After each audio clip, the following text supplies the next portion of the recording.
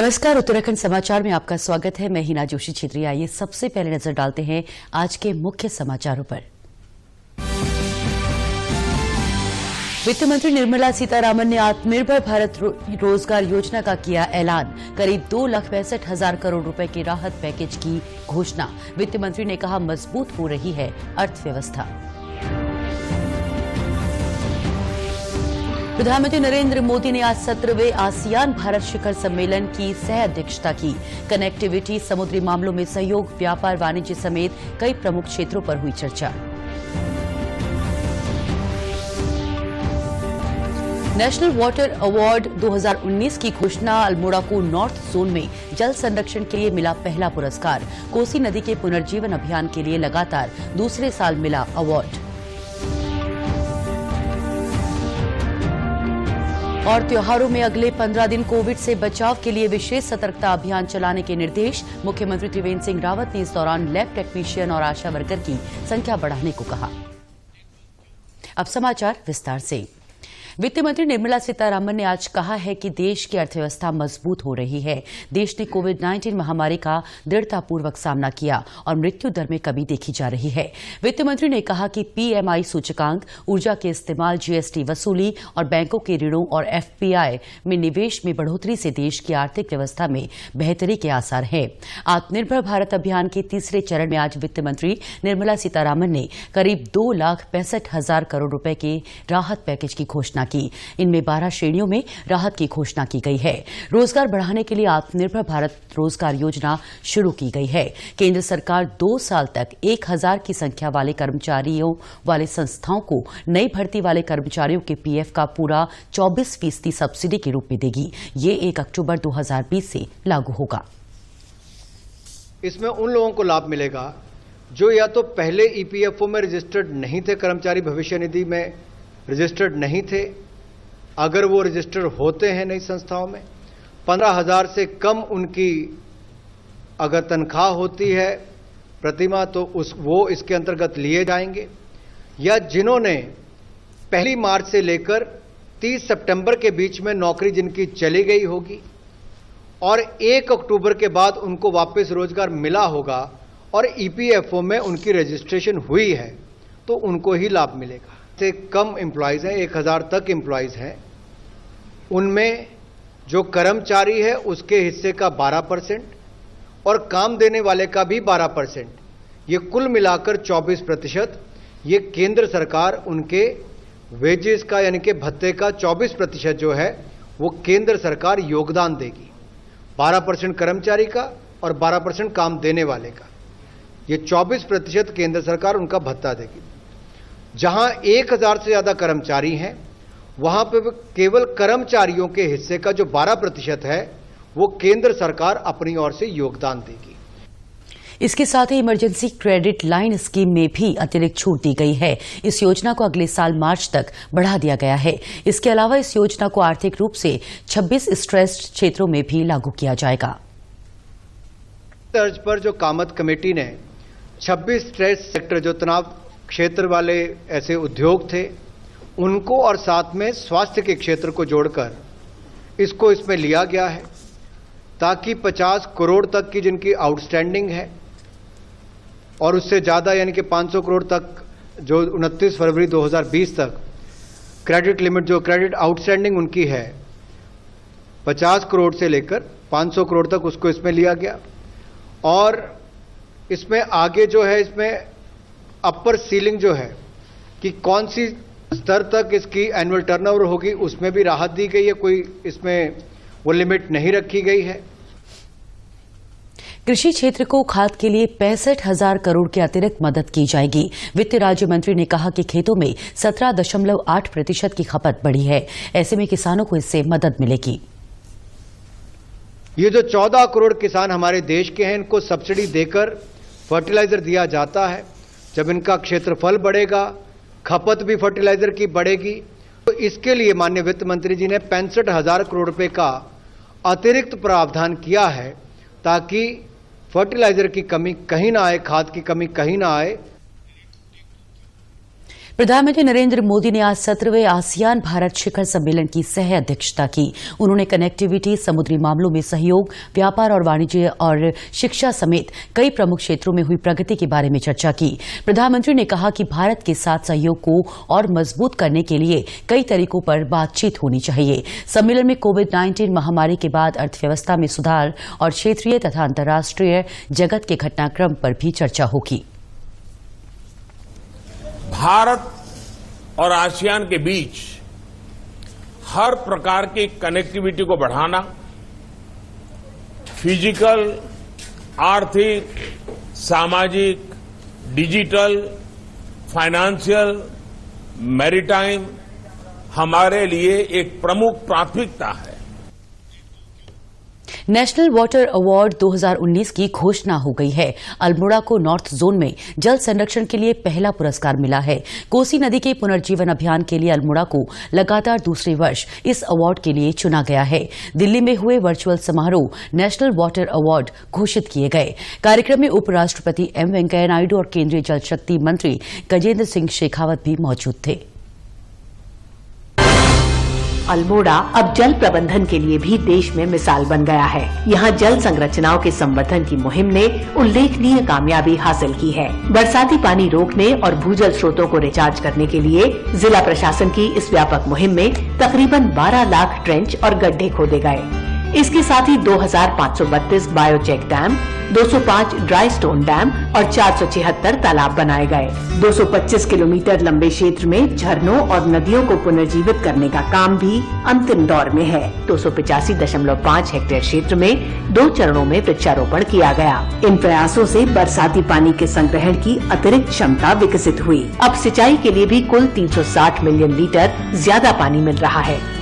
इससे 14,400 हेक्टेयर क्षेत्र में अतिरिक्त सिंचाई क्षमता का विकास हुआ है। अल्मोड़ा जिला प्रशासन ने कामयाबी हासिल की है। अल्मोड़ा जिले को जल संरक्षण के लिए नॉर्थ जोन से बेस्ट डिस्ट्रिक्ट की कैटेगरी में प्रथम पुरस्कार से सम्मानित किया जाता है।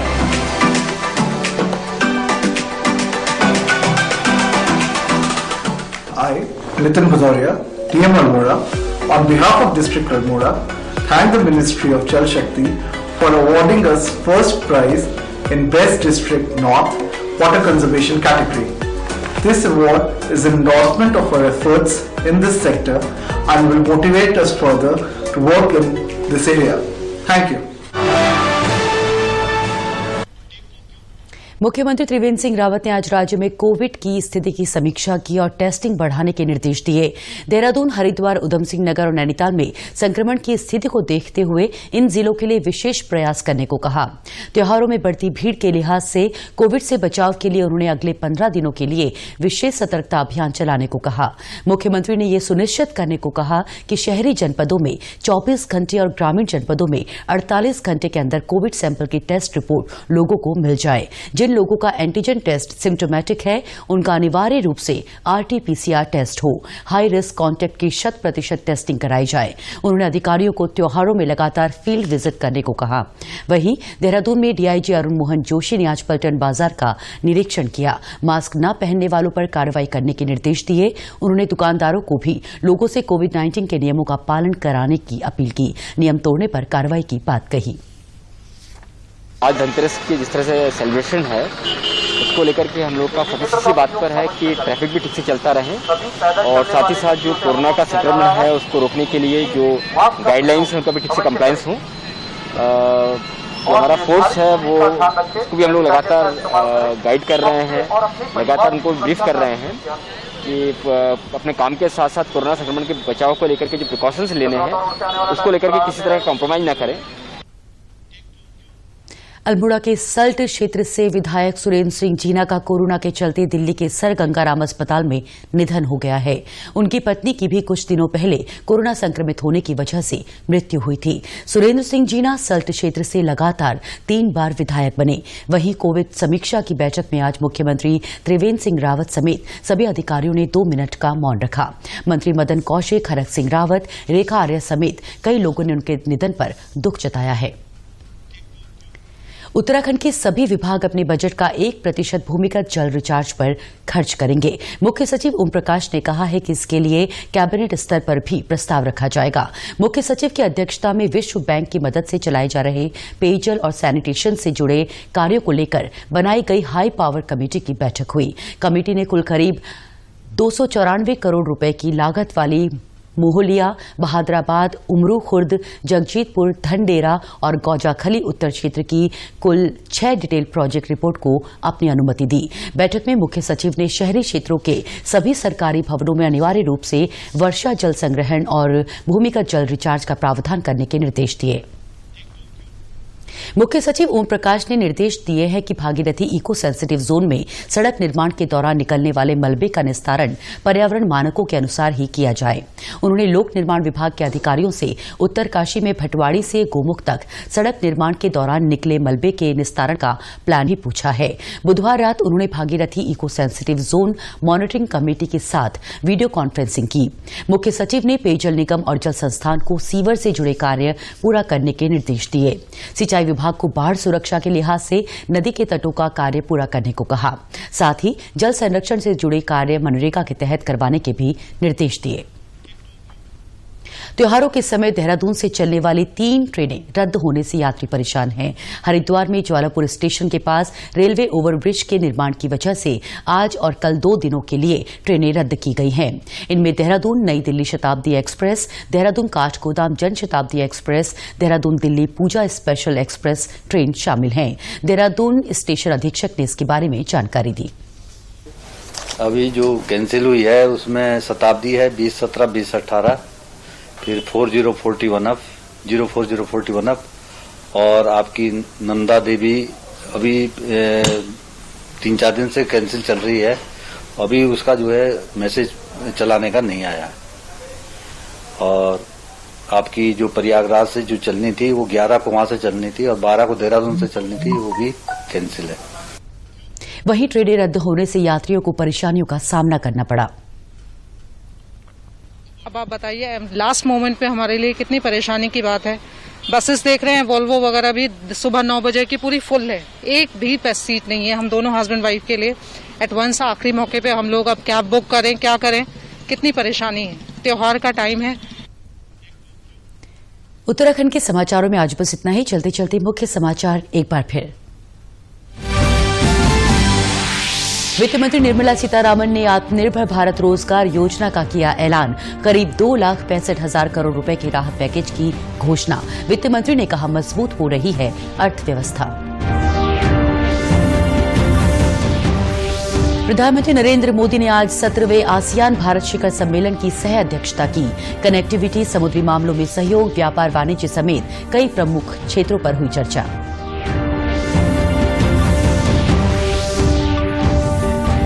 नेशनल वाटर अवार्ड 2019 की घोषणा। अल्मोड़ा को नॉर्थ जोन में जल संरक्षण के लिए मिला पहला पुरस्कार। कोसी नदी के पुनर्जीवन अभियान के लिए लगातार दूसरे साल मिला अवार्ड।